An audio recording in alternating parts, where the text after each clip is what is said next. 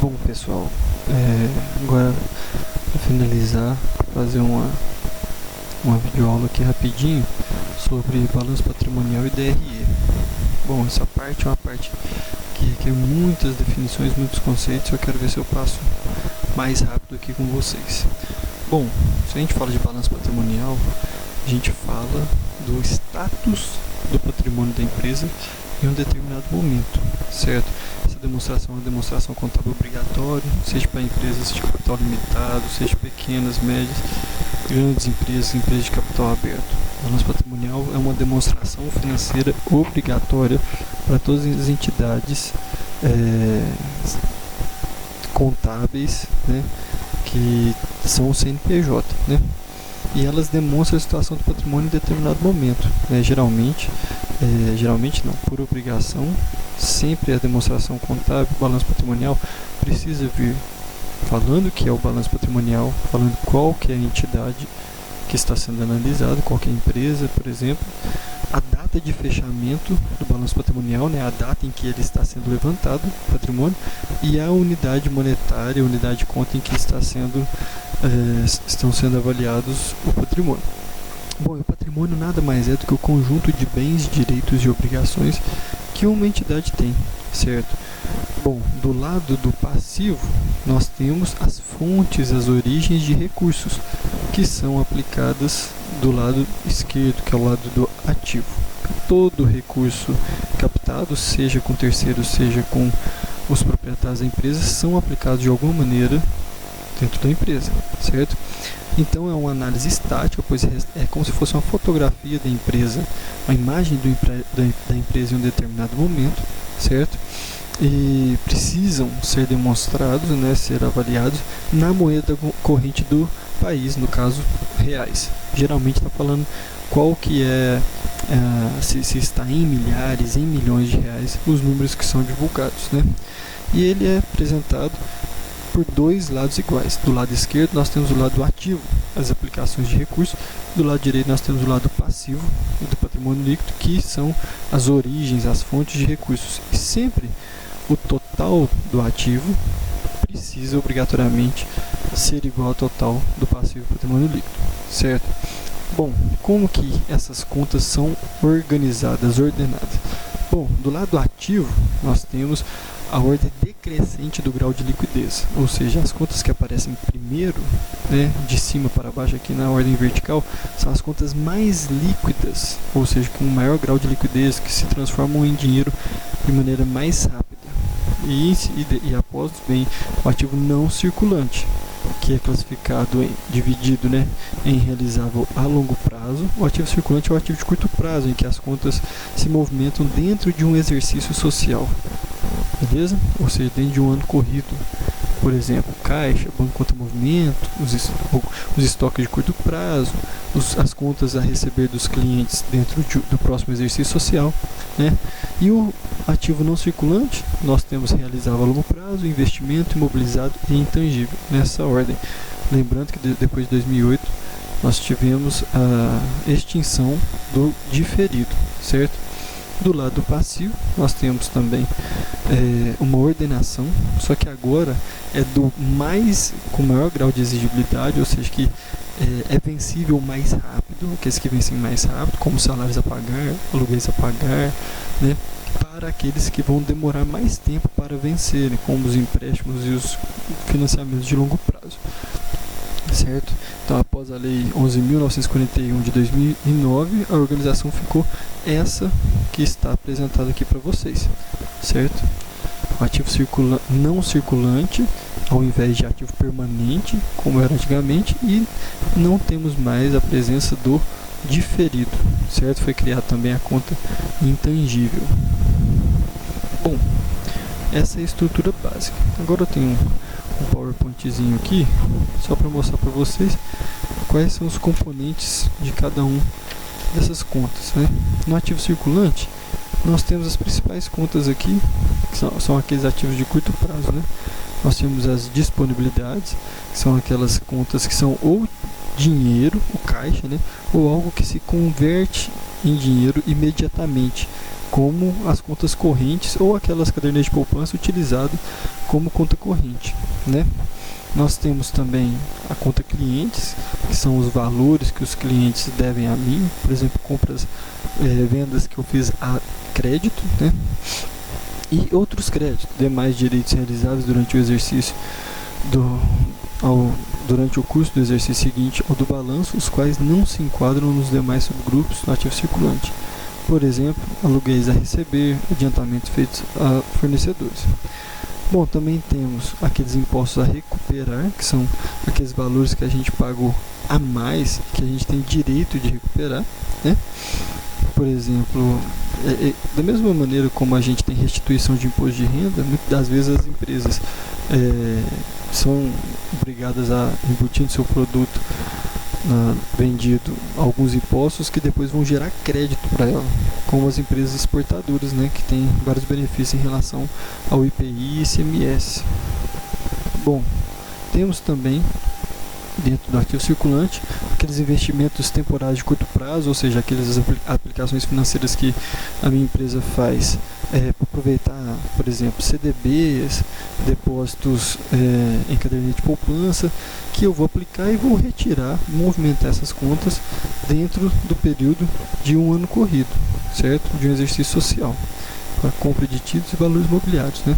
E os estoques também, estoque de bens destinados à venda ou ao consumo da empresa, material de consumo, por exemplo, de higiene e limpeza, de escritório, de cozinha, que é consumido dentro da empresa, né? E os estoques que serão negociados no próximo exercício social. Bem, também nós temos aqui as despesas do exercício seguinte, que era uma conta que pertencia ao diferido, que são aqueles valores que a gente paga antecipadamente, certo? Por exemplo, se é combinado de se pagar o aluguel da empresa vencido, ou seja, ela utiliza o imóvel durante um mês e paga no início do próximo mês, se ela paga adiantado, ela adquire o direito no ativo, né, de utilizar o imóvel por aquele mês, certo? Ela paga adiantado, então ela adquire um direito de utilizar aquele imóvel, né? Bom, dentro do não circulante, a gente tem o realizável a longo prazo, investimentos, imobilizado e intangível.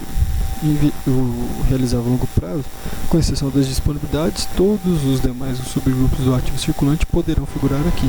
Então nós podemos ter estoques que só serão vendidos após um ano, certo? Nós temos contas de clientes que, por exemplo, podem ter comprado meu produto com 24 parcelas, 36 parcelas, as primeiras 12 parcelas a serem vencidas, né, as que vão vencer nos próximos 12 meses subsequente ao levantamento do patrimônio, balanço patrimonial, são de curto prazo, são circulante.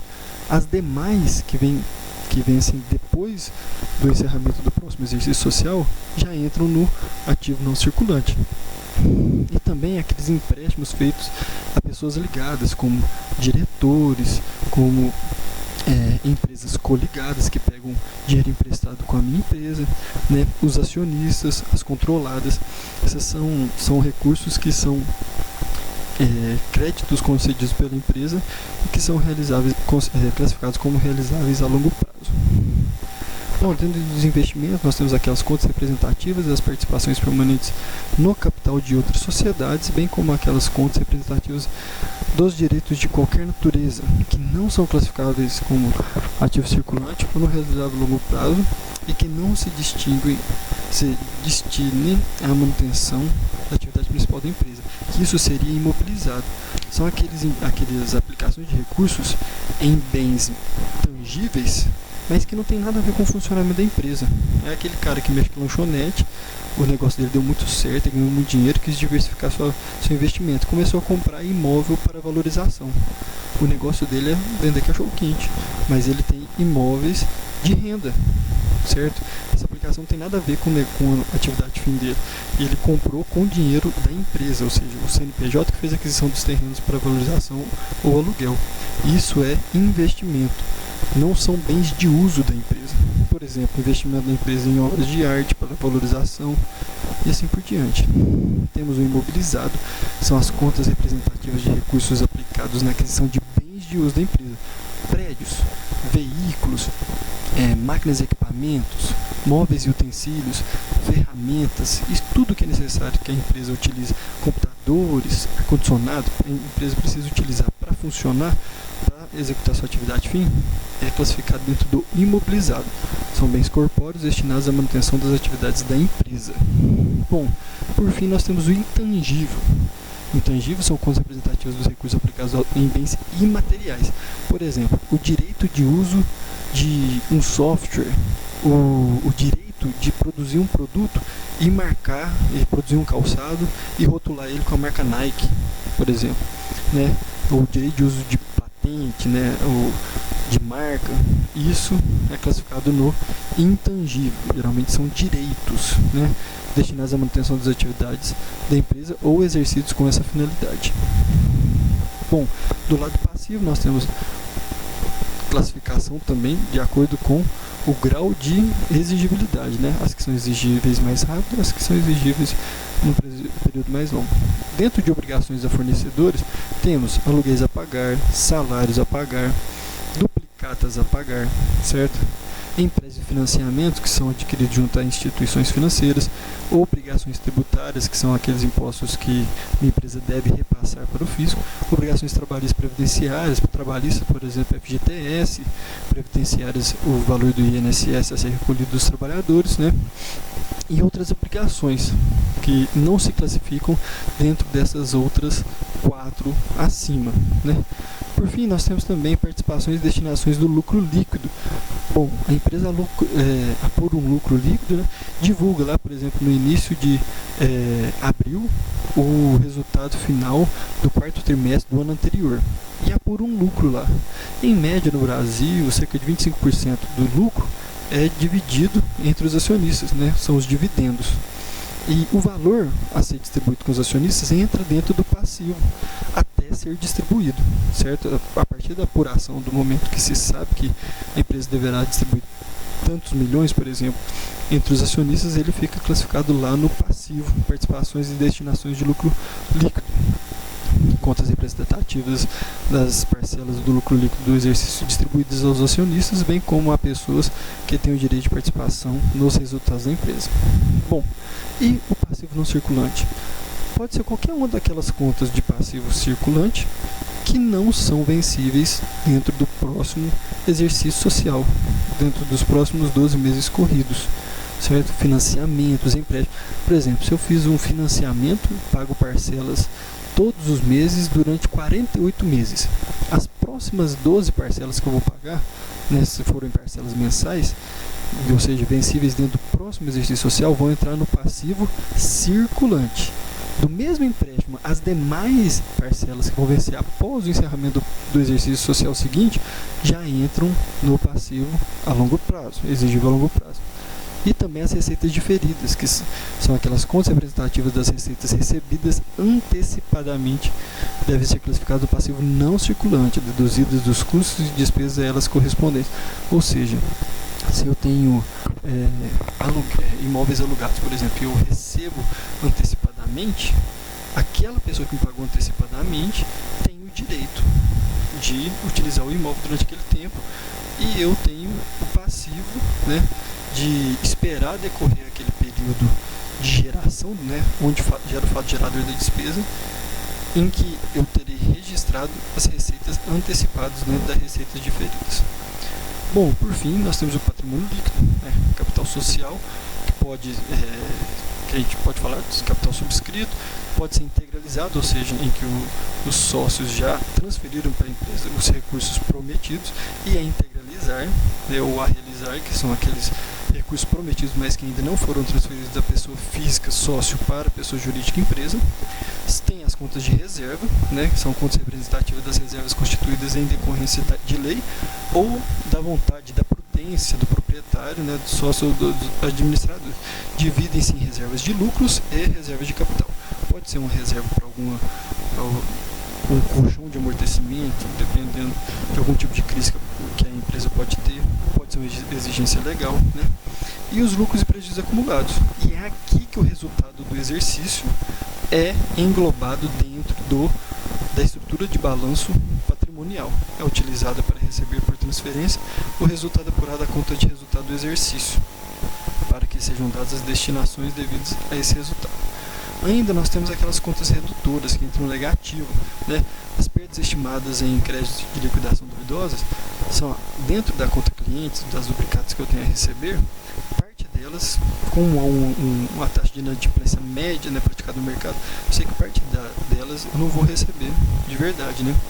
E também depreciações acumuladas, que são os valores derivados da perda de utilidade dos bens ao longo da utilização deles, do imobilizado, e amortização acumulada, que são os valores abatidos lá no intangível, as marcas, patentes, despesas com pesquisa e desenvolvimento, por exemplo, né?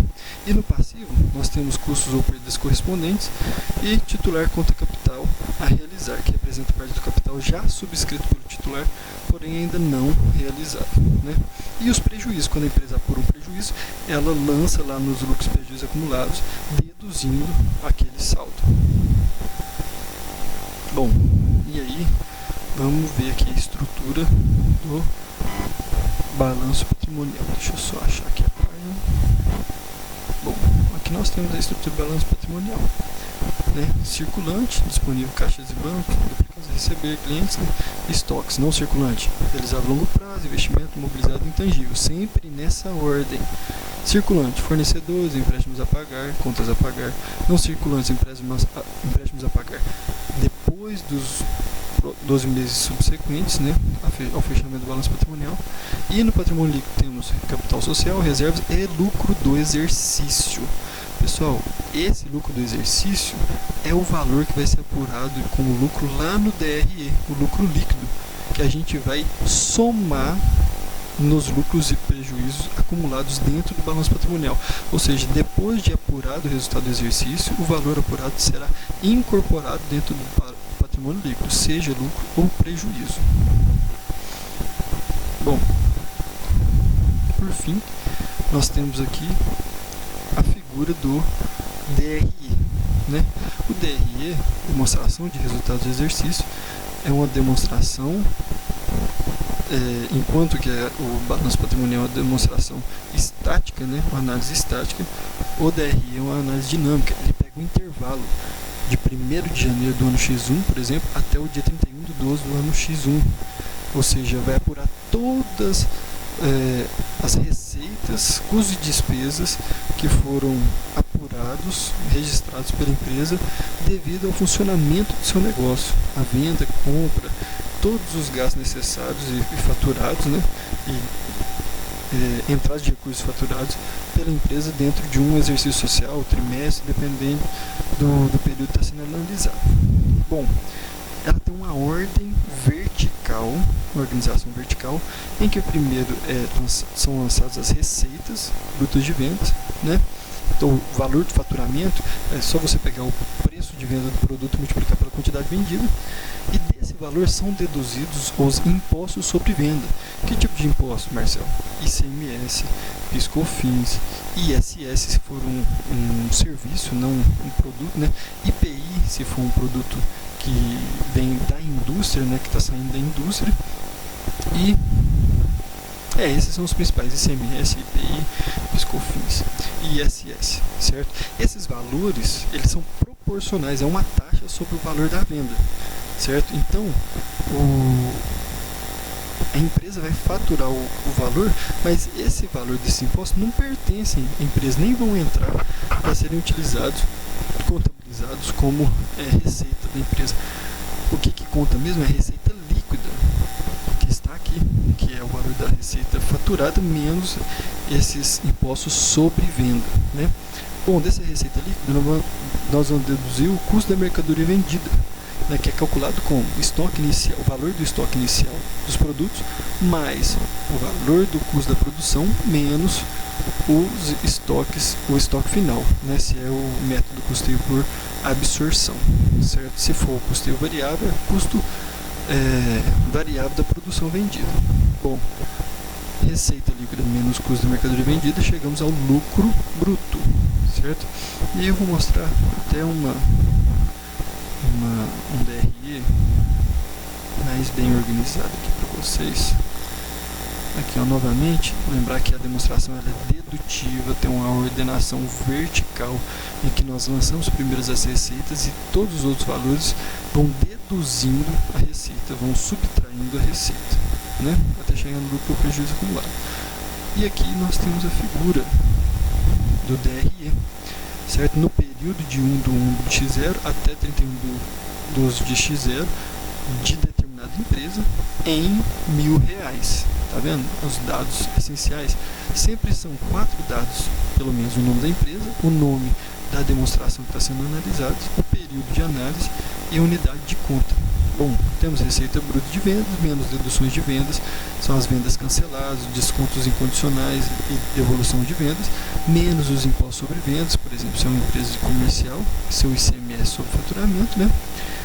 Bom, receita de faturamento menos esses valores, chegamos à receita líquida de vendas, menos custo do produto vendido ou custo da mercadoria vendida, chegamos ao lucro bruto. Custo da mercadoria vendida e custo do produto vendido são aqueles custos que foram sendo acumulados dentro da produção, da fase de produção, certo? E o lucro bruto, ou então se for uma empresa comercial, né, os custos são o que? Os valores gastos na aquisição do produto para revenda. Lucro bruto, pessoal, do lucro bruto, que é a receita líquida menos o CPV ou CMV, nós deduzimos as despesas e receitas operacionais, que são despesas comerciais, administrativas, tributárias. Bom, despesas comerciais, despesas com vendas, comissões de venda. Despesa administrativa, despesa com o pessoal da administração, da limpeza, da vigilância, que não tem a ver, né, com a atividade fim mesmo da empresa. Por exemplo, se for uma indústria, o setor de limpeza não tem relação direta com a produção. Então é considerado despesa e não custo. Despesas tributárias, por exemplo, pagamento de IPVA dos automóveis, de IPTU do prédio que é utilizado, ou seja, essas despesas tributárias são daqueles impostos, daqueles tributos que não tem a ver com impostos sobre vendas, nem tem a ver com os impostos sobre renda, né?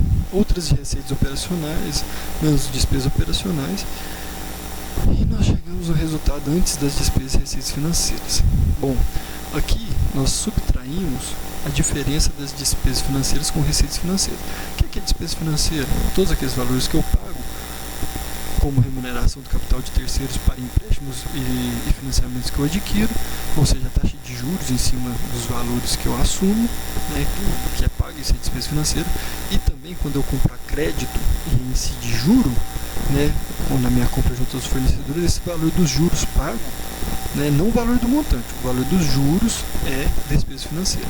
Por outro lado, se minha empresa empresta dinheiro, ela também recebe receita financeira, se é cobrado juro. E se ela vende a prazo com juros, os valores dos juros entram como receitas financeiras.